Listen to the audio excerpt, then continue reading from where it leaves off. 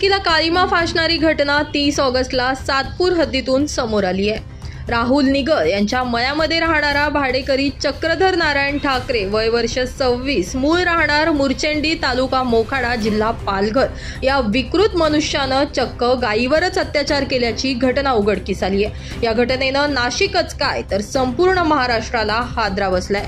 अशा विकृत माणसाविरोधात अंकुश भुसारे राहणार सातपूर यांच्या फिर्यादीवरून गुन्हा दाखल करण्यात आलाय।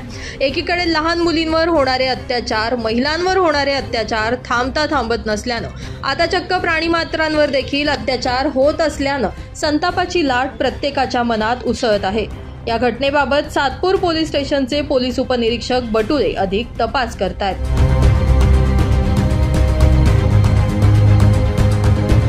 ब्युरो रिपोर्ट, नाशिक माझा न्यूज, नाशिक।